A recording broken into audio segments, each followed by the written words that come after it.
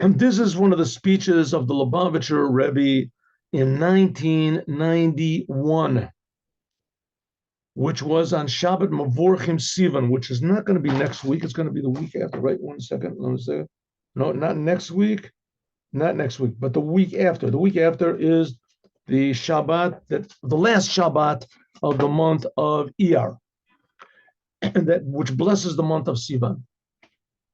All right, the month of Sivan, like I said, when the Rebbe spoke this in 1991, the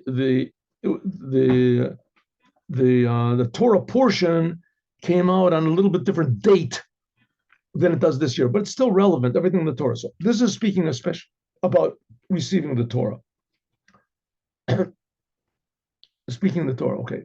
Now, as we know, as we've spoken about many times, the Jewish people are totally unlike any other people. Even the stories of the Jewish people, the source of the Jewish people is totally unlike anything else. Totally anything else.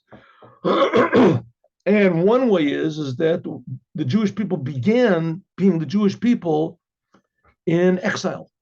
Huh? Abraham was a Jew, and Yitzhak and Yaakov, but the whole Abraham, Isaac, and Jacob, they were just born. The whole Torah tells us about it in order that there would be Yosef, and Yosef would go down to Egypt, and there would be a big famine, and he brought all the Jews into Egypt, and that's when the Jewish people really begin as a nation. Before that, it was a family. It's also a family now, but it became really diverse in a nation, and when they were in Egypt. And they all left there. So Judaism began in slavery. The whole all the Jewish people were in slavery. And 3 million of these people, they got out of Egypt. It says another, 15 million, or 15 million, remained in Egypt. 20 million remained in Egypt. 4/5 remained in Egypt. 1/5 got out. And they went to the desert 50 days. They counted the Omer. That was the corresponding to, they didn't make the Omer yet because they weren't in the land of Israel, but 50 days they counted each day, and they received the Torah. And when they received the Torah, it was in front of 3 million people. So here we have 2-3 things that are unlike any other group, philosophy, religion, whatever you want to call it. First of all, there were founders of the religion, and they founded the spirit of Judaism, Abraham, Isaac, and Jacob. And then there was slavery. And then there was miraculously getting out of slavery altogether. God himself, the creator of the universe, took the Jews out of slavery. So we see that's not really a religious thing. They were all slaves and they got out. Right? Getting out of prison is not a religious thing. The Jewish people, they all got out. God didn't even tell them what he wants them to do yet. They didn't even get the commandments yet. They had the spirit from Abraham, Isaac, and Jacob. They got a couple of small commandments right before, and he got a couple more. And then on Mount Sinai, God gave them the whole entire Judaism, all the Torah, all the commandments. But the point is that at Mount Sinai, they knew who the commander is. They had already been introduced by Abraham, Isaac, Jacob, that there's a creator in the world, and there's things he wants to be done, and things he prohibits. They knew about this, and they knew the Jews are special. They knew the Jews were chosen. God told Moses, go into Pharaoh and say, my son, my firstborn Israel. And God does all these amazing miracles for them, and he takes them out of Egypt, and he splits the sea, and he brings bread from heaven. He takes them from Mount Sinai, and he gives them the Torah. He says, that's it. There, you Jews know, you know who I am. I'm creating you. I love you. I'm benefiting you. I'm providing for you. Here's the Torah. Now do what I want. The Jews said 100%, we're going to do it. 40 days later, they all worship the golden calf to show that the essence of Judaism is free will. Free will, you decide. It could be that you get all the miracles in the world and you decide, I don't want it. And God said, I knew it was going to happen. And nevertheless, I'm never going to abandon the Jewish people. Do what you want. I'm never going to. The Jewish people said, oh yeah, watch this. And they did also, so he destroyed the temple. He does, okay, but God never That's all the prophets, Isaiah and all these prophets saying. God says, I love you unconditionally, like we said, a brother and a sister, unconditionally.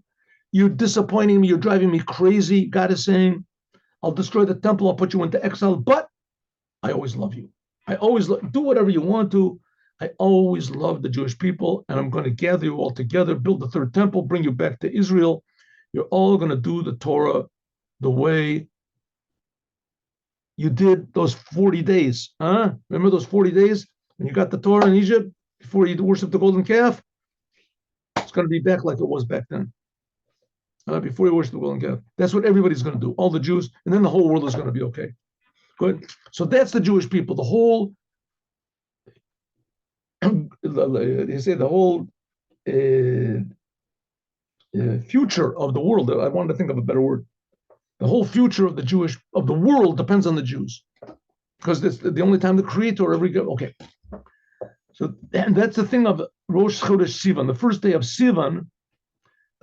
Sivan, and that is from blessed. The first day of Sivan, that we are blessing it on the last Shabbat of the month of Iyar. Sivan is what's called the third month.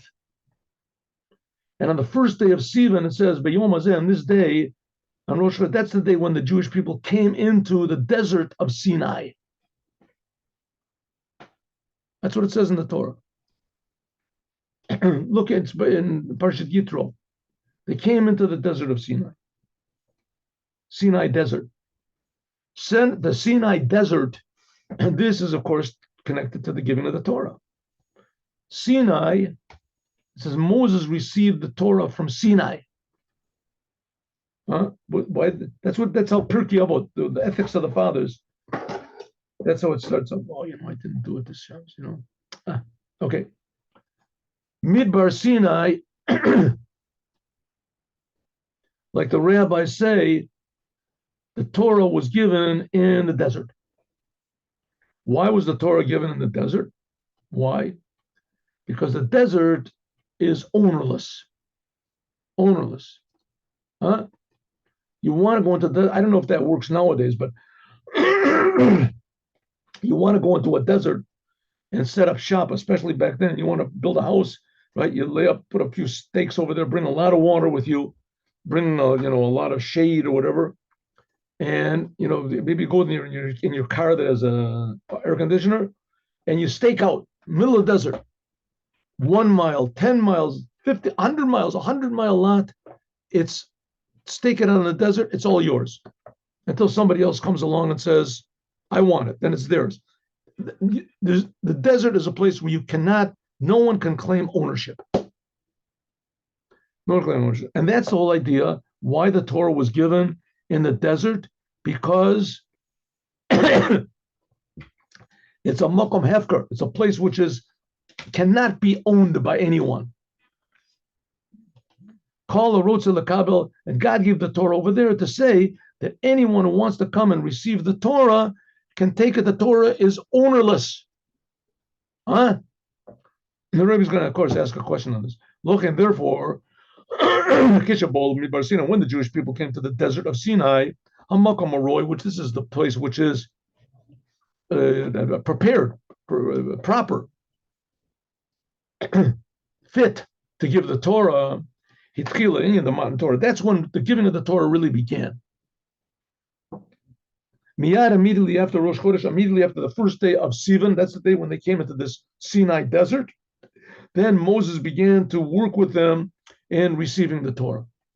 The Jewish people said, Na'aseh Nishma, and they separated themselves for 3 days. And Ubalash and Midrash, like it said God, Hari Asha, the time Sha'etain has come, the time when I will give you the Torah. Ve'inyan said this is especially stressed in reading of the Torah right next to Matan Torah, like it's known that the Torah portions that we read right next to the giving of the Torah, because it's called Midbar Sinai. We usually, right around the Torah, we start the book of Numbers. And the book of Numbers in Hebrew is called Sefer Bamidbar, because it starts off Bamidbar Sinai.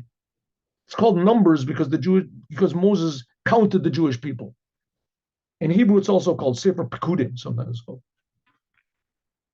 Ve'elav higiu b'nei Israel, to the desert, the Jewish people arrived on the first day of Sivan, desert. And that's the name of the Torah portion, the book. We start the book of the desert. Numbers in Hebrew, right, is also called Bamidbar, in the desert. That's the first word of it. So therefore, this is special. Therefore, this is the place where it's fitting to receive the Torah.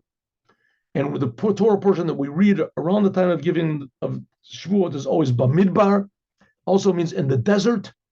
Desert, the Torah is connected to the desert. Desert. It says the Rebbe Yishlo Ber Tochanan. What is this idea of the desert of Sinai? Why did it have to be given in a desert? Torah connected to the giving of the Torah. I mean, just think about it for one second. God can do whatever he wants to, right? So he decimated all of Egypt. Especially after they all drowned in Yam Suf. And as we learned before, the Jewish people didn't really cross over the Red Sea, the Yam Suf. It's really the Reed Sea. They didn't cross over it. It says according to the Midrash, they just went in, they made this horseshoe, they made this U-turn, and they came out on the same time.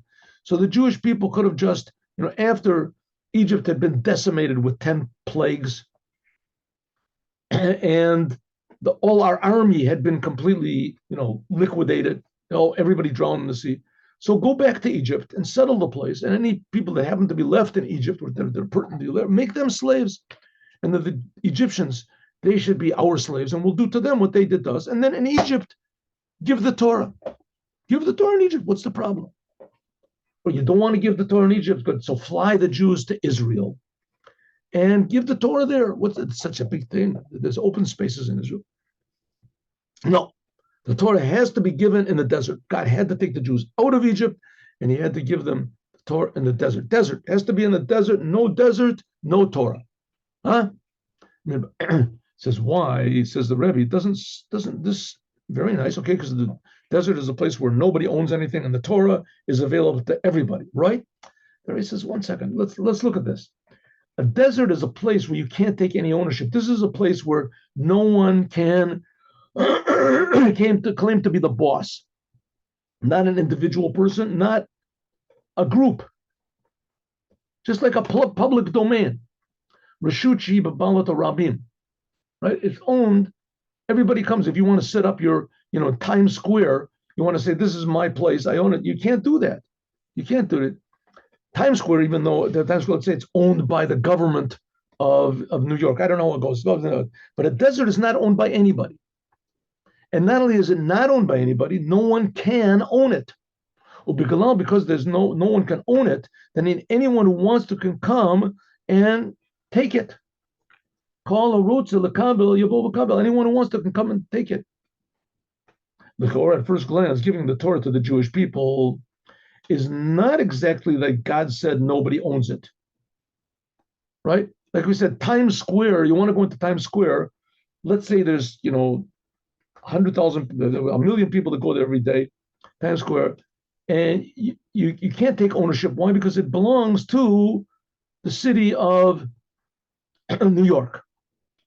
It belongs to the city of New York. But a true desert, doesn't belong to anybody. And it says, 1 second, it doesn't belong to God? God gave the Torah. God removed his ownership from the Torah. The Hafkira called that anyone can take it. Hainu, namely, that no one has it, that anyone can take it. But that's not true. God gave us the Torah. The Torah belongs to God, and God gave it to us. True, it's like the land of Israel. It always belongs to God. But God nevertheless gave it to us. Right? It's our property. If God wants to take it back, he can take it back. Right? The Torah, but God swore he's not going to take it back. He's not going to take the land of Israel back. He's not going to take the Torah back. Hainusha, the Torah is owned by all the Jewish people. Without any, they don't have to own it.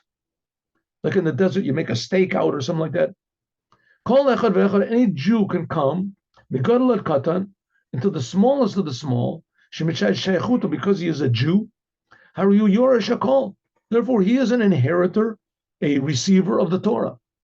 Call the Torah, the whole entire Torah is his. Like it says, Torah, Tziva Lanu Moshe, Morasha.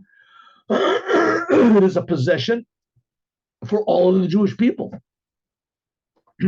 So if so, it's not exactly the same thing as a desert. It's more like, let's say, Times Square or something. It is owned by someone, and if you buy it, if the state of New York decides to give you Times Square, then it's yours.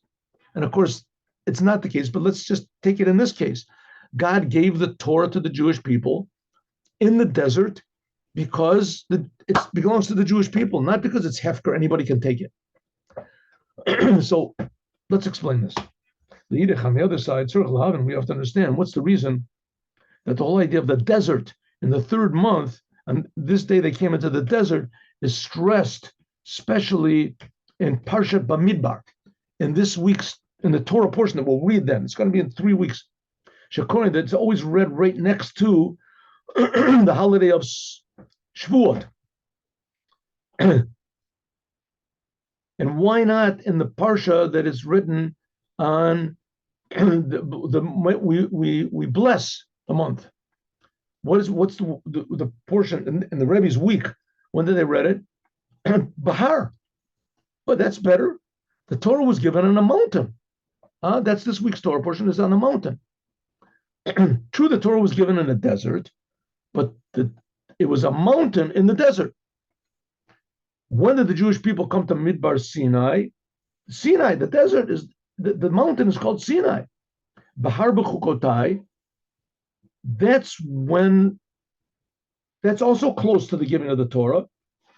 So why is it stressed that we always read Parshat Bamidbar right next to the giving of the Torah? Because the Torah was given in the desert. We also read Bahar nearby because the Torah was given on a mountain. Why not stress that it was given on a mountain? What's the thing about the desert? Parshas, when we read the Torah portion, which is called in the desert. The reason this Torah portion is not because the Jewish people came into this place that was called the desert of Sinai for the Torah, but mainly because Ezra, now who was Ezra? Ezra brought the Jews back from Babylon to the land of Israel. I mean, really, he came after the Jews were there, but he sent them to Israel. To Israel. The Jews were in Babylon for 70 years, and they came back with Nehemiah.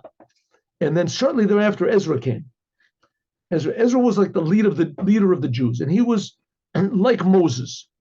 He fixed to the Jewish people that they should read the curses of the Torah before giving. What's the curses of the Torah? Next week's Torah portion is Bechukotai. In that portion, it has 49 curses. 49 curses that are waiting for the Jewish people if they don't do what God wants. 49 curses. And in Parshas Kitavo, which that's near the end of the year, it's near the end of Deuteronomy, there's twice as many. There's 98 curses, but here's this 49 curses. So it says that God wants us to finish the curses before giving the Torah, and that there should be one Torah portion separating between the curses, that's next week, at least one, separating between the curses that we read in Balotcha next week and Latzeret, and the holiday of Shavuot. The holiday of Shavuot is called Latzeret, gathering day, because there's no positive commandments on that day. And it's just a holiday when there's things that are forbidden. Hainu Shaparsha, the Torah portion that we read before Atzeret is Bechukotai. Really, the Torah portion that's read before the giving of the Torah is really Bechukotai, where all the curses are. But in order that the curses shouldn't, and it's necessary, we have to read that right before the giving of the Torah. But just so that the giving of the Torah shouldn't be so close to the curses, so they stick Ezra put another Torah portion in between. Sometimes it's Bahar Bechukotai. This year it's not. It's set together. So if so, the whole idea of Parshat Bamidbar is to separate between the curses and the giving of the Torah. So why are we saying no? The thing of the Midbar is to show that God gave the Torah in the desert. It's a thing in itself. And now we're saying no, but Midbar is just like a buffer. It was just put in there just, to separate. A washer between they call it, what is it, one of those rings between the two pieces of metal. So they put it there. So they shouldn't. Same thing. B'chukotai has to be right next to giving the Torah, but you don't want it to have right next to it because there's curses. So Ezra stuck in there Bamidbar. So Bamidbar is not so important as we thought. In fact, Bahar b'chukotai, like we're reading this year, Bahar and then Chukosai separate, sometimes it's together. This even more stresses the idea of the Torah than the desert. So the Rebbe is trying to point out this whole thing of stressing the desert and was given the desert, and the Torah portion is the desert. I mean, there must be some really important reason, but it doesn't seem to make any sense now. What could be? Obviously, the best thing is that right next to giving of the Torah, it should be Bahar Chukotai. The main thing is the Torah, not that it was given in the desert, it was given in a mountain. And also Bechukotai, these are language of being carved out. And the Torah commandments are carved out in the soul of every Jew. Especially the 10 commandments are carved out into the tablets. So Bahar Bechukotai, that's much more similar of giving the Torah. It has more in common with giving the Torah than the desert, the Midbar. Bahar Bechukotai, that's what we read now. So the mountain of Sinai and Chukotai, how the commandments are carved out. And Parshat Bamidbar that we said is so important that the Torah was given in the desert, it's a secondary thing. It's not seemingly so important. First of all, it's used only to separate between the curses and the giving of the Torah. And even more important, the desert doesn't seem anything positive there, right? Just that everything there is ownerless. That's showing something really positive that God gave us on a mountain, a high mountain, so everyone could see, and also that these letters the Torah commandments are carved into our soul. All right. The name of the Torah portion, Bahar Sinai, the mountain upon it which was given the Torah, and Bechukotai, it's going to be next week by us. And when the Rebbe was reading this, we're together. That's Chakika being carved out. This hints at the letters which are carved out on the Torah, that this generally is the whole entire Torah, the written Torah, and what's called the oral Torah, the explanation of the Torah, the Talmud. Even though the Torah therefore includes in it all the what's written, and also all the laws that come out of it, even the laws which are going to be learned by pupils in the future, all the future, that when the Torah was given, all time was also included. Number one. Number two, so Bahar Bechukotai, this stresses the Torah itself and how the Torah is carved out. Another thing is what's written in these two Torah portions, Bahar Bechukotai. Hein, whether in the beginning of the Torah, I'm sorry, I skipped a line. Whether in the beginning, and like it says, via Daber al Moshe and the Mount Sinai, that's this Torah portion that we read this week. God spoke to Moses on Mount Sinai that the land of Israel should rest should rest on the seventh year. And it says, and the Gemara asks, what's the connection between this resting on the seventh year and Mount Sinai? So Mount Sinai is being stressed over here. And it says, just like this is one of the few commandments that's elucidated in the Torah, that all the details are mentioned in the Torah, this commandment of Shemitah, of the seventh year, what you're supposed to stop from, you're not supposed to plow, you're not supposed to work on your vines. The details are there, just like the details are mentioned here by this commandment. So all of the commandments that Moses gave on Sinai, all the details are there. They're given in the oral Torah. And also in the end, what does it say? These are the commandments that God commanded Moses on Mount Sinai. That's the end of next week's Torah portion. So Bahar Bechukotai, there's much more of a connection to the giving of the Torah than Bamidbar in the desert. So why this big stress on the desert? Says the Rebbe, Tzorech Lahavan, we have to understand the reason. Why is it that this Torah week's portion, Bahar and Chukotai, that from it we bless the month of Sivan, that they came into the desert, is not mentioned in the Indian of Midbar Sinai?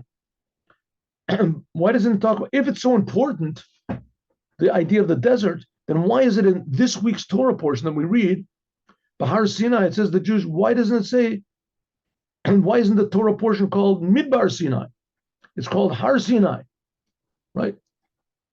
How does this week's Torah portion start off? And by Dabar Hashem, Har says, B'chodesh HaShlishi, B'yom Hazeh, Bo Midbar Sinai. It says Midbar Sinai. That's this week's Torah portion, Bahar Sinai, right? The Har Sinai. I'm sorry. No, sorry. This week's Torah portion starts off, and it says like this. So just give me 1 second. I'm talking about it so much that I'm not here. How does this week's Torah portion, Bahar? It starts off like this. V'adaber Hashem el Moshe. V'adaber Hashem el Moshe Bahar Sinai lemor, on the mountain of Sinai. Right? Says the Rebbe, the mountain of Sinai is not as important as the desert. It says right after that. I'm sorry. It says, in the book of in Parshat Yitro, it says, on this day they came into the desert of Sinai. The desert, that's the important thing. Says the Rebbe, why is the desert so important? Says, not only that, we read Parshas Bamidbar right before the giving of the Torah, because the desert is of utmost importance. Says the Rebbe, I don't understand. This week's Torah portion is called the mountain. The mountain, Har Sinai, that's more important than the desert. Why is the desert so important? That's what the Rebbe is asking here.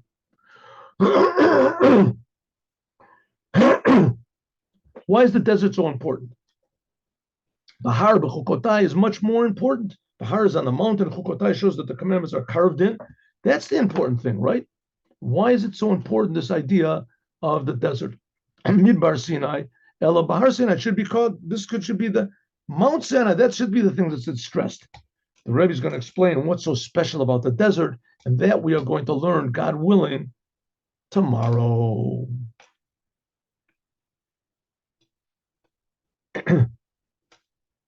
Right, okay, the Rebbe is going to say we have to understand why, in fact, was the Torah given on a mountain and in the desert. Question we asked in the beginning, why didn't God just give the Torah, to the Jews in Israel, take them to Israel, give them or give the Torah in Egypt, let them, they decimated Egypt, why not? Why did it have to be on a mountain and in the desert? What does this show? And the main thing is the desert. The main thing is the desert. Why? We'll see. God willing, tomorrow. Now let's do the Yom Yom.